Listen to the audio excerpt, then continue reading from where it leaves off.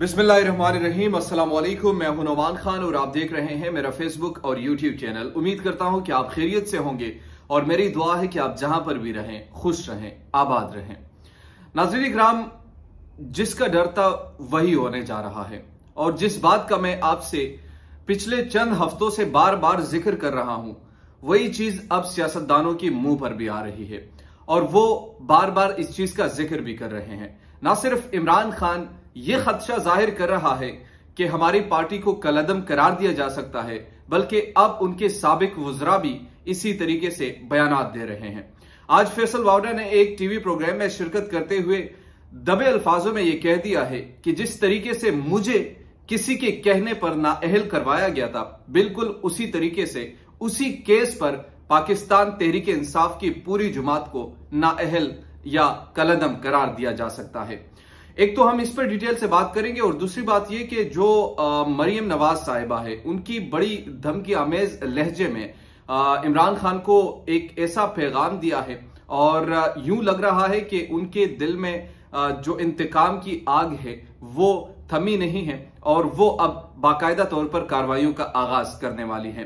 इसके साथ साथ राना सनाउल्लाह साहब जो है वो अपने और अपने काबीना की, चूंकि ये जितने भी काबीना की इस वक्त अराकीन है, इनमें ज्यादातर पर केसेस बने हुए हैं और साबिक विफाकी वजीर शेख रशीद ने इन तमाम लोगों के नाम ACL में डाले हुए थे, तो उन तमाम लोगों के नाम अब निकालने की कोशिश की जा रही है कि उनके नाम ACL से निकाले जाए।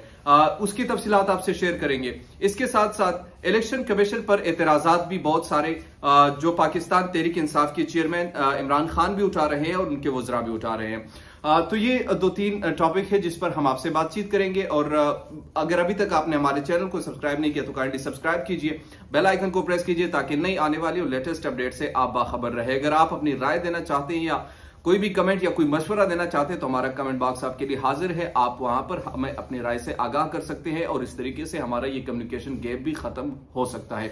नाज़रीन इकराम, सबसे पहले फैसल वावड़ा की बात मैं करूंगा, जो आपसे कुछ देर कबल जो उन्होंने की है एक टेलीविजन प्रोग्राम में उन्होंने शिरकत की और उनसे सवाल हुआ कि इलेक्शन कमीशन में फॉरेन फंडिंग केस के हवाले से। सबसे पहले ये समझिए कि फॉरेन फंडिंग केस है क्या। फॉरेन फंडिंग केस बुनियादी तौर पर जो पाकिस्तान तहरीक इंसाफ के पहले बानी रहनुमा थे अकबर अवैस, उनने ये केस दर्ज किया था और ये साल से ये केस चला आ रहा है। लेकिन पाकिस्तान तहरीक इंसाफ कभी हाई कोर्ट से फैसला लेकर और कभी सुप्रीम कोर्ट से फैसला लेकर इस पे स्टे ऑर्डर लेती रही है।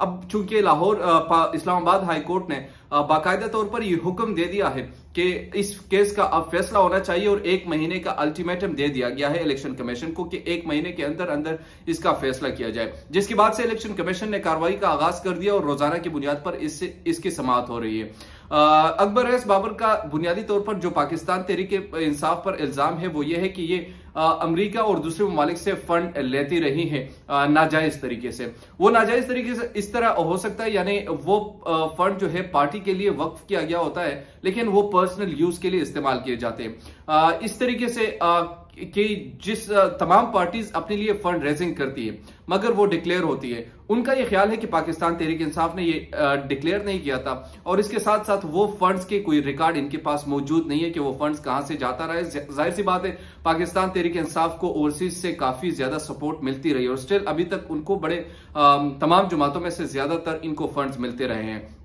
तो वो फंड्स कौन बेचते रहे, वो लोग कौन है, किन ओहदों पर है और क्यों बेचते रहे, तो वो तफसीलात जो है अब तक कौम के सामने नहीं है। लेकिन अकबर अवैस साहब कहते हैं कि ये चीज सामने आनी चाहिए और अगर नाजायज तरीके से ये फंड आई है तो इसके बुनियाद पर पाकिस्तान तहरीक इंसाफ को कलअदम करार दिया जाए। ये केस है बुनियादी तौर पर। अब चूंकि 3-4 साल से तो मैं इस केस को सुन रहा हूं, पता नहीं उनने कब ये दर्ज कराया था, तो इस केस का अब फाइनली रिजल्ट आने का चंद ही हफ्तों में ये अब कंप्लीट हो जाएगा। कंप्लीट होने के साथ साथ जैसे जैसे अब पाकिस्तान तहरीक इंसाफ की ओवरऑल अगर आप देखा जाए तो इनके खिलाफ एक घेरा तंग किया जा रहा है और यूं लग रहा है कि शायद तीसरी कुव्वत जो है वो इनके खिलाफ बाकायदा तौर पर अब सामने आ चुकी हैं और इनको कलअदम करार दिया जा सकता है। तभी इमरान खान ने आज से 4 रोज कबल ये बयान भी जारी कराया था कि इलेक्शन कमीशन के जो चीफ है वो मैंने नहीं लगाया था बल्कि एस्टेब्लिशमेंट ने लगाया था।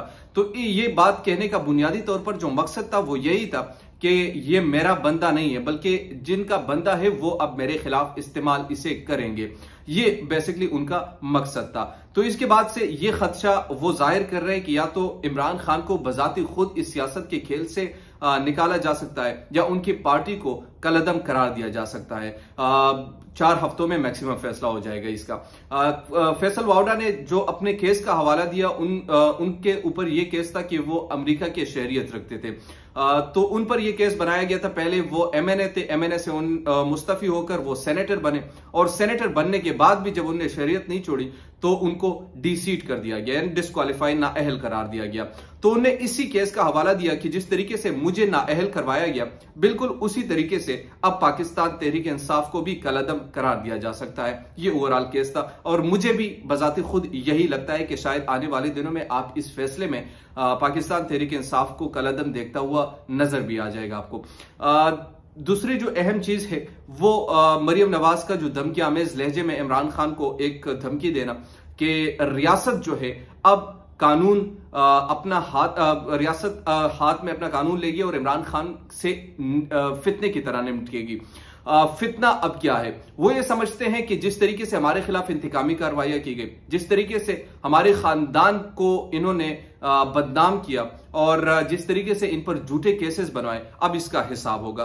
क्योंकि अब इनकी हुकूमत है, वो तमाम चीजें कर सकते हैं। जिस तरह मैंने पहले आपसे कहा कि उन्होंने पहला काम जो किया, इस कैबिनेट में जितने भी वजीर थे अपने नाम ईसीएल से निकलवा दिए हैं। जो इमरान खान के अपनी हुकूमत में इनके नाम ईसीएल में डाले गए थे और इसका बाकायदे तौर पर राना सनाउल्लाह ने सबसे पहले राना सनाउल्लाह चूंकि मंशियात में इन पर एक केस बनाया गया था, उसकी उन्होंने कहा भी है कि मैं तहकीकात करूंगा कि मुझ पर यह केस किया था। उस वक्त तो कुरान पर वो हाथ उठाया करते थे कि ये झूठा केस है। अब अपना नाम सबसे पहले निकलवाया और बाद में जितने भी ख्वाजा आसिफ हो गए या दूसरे जितने भी वज़रा है, इस वक्त उनके केसेस अब तक चल रहे हैं।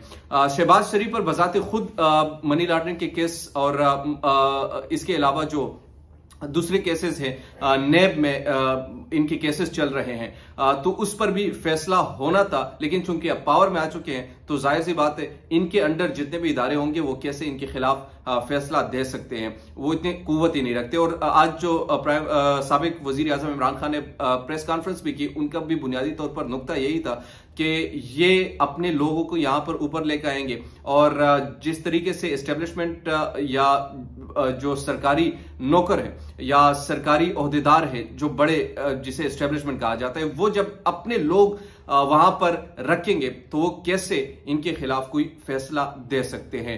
मरियम नवाज साहिबा ने तो कह दिया है कि अब इमरान खान के खिलाफ हम केस करेंगे और सबसे पहले उनने जो पकड़ा हुआ है वो तोशा खाना में बुनियादी तौर पर इमरान खान को जिस तरीके से उनको ये कहा गया कि इन्होंने 4 करोड़ की चीज 2 करोड़ में खरीदी और फिर बाहर जाकर बेच दिए, पाकिस्तान की बेइज्जती करवाई या पाकिस्तान की जो इमेज को नुकसान पहुंचाया है। इमरान खान ने इसकी क्लैरिफिकेशन भी कर दी है। अलबत्ता अब ये मुझे लग रहा है कि अब इन पर केसेस शायद कुछ आने वाले दिनों में आपको नजर आए और इलेक्शन कमीशन में जिस तरीके से ये केस चल रहा है तो उसमें कलअदम शायद पाकिस्तान तहरीक इंसाफ हो भी सकती है।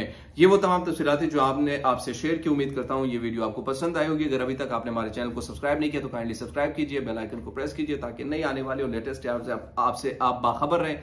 इसके साथ मुझे नुमान खान को दीजिए इजाजत। अल्लाह ने निगहबान।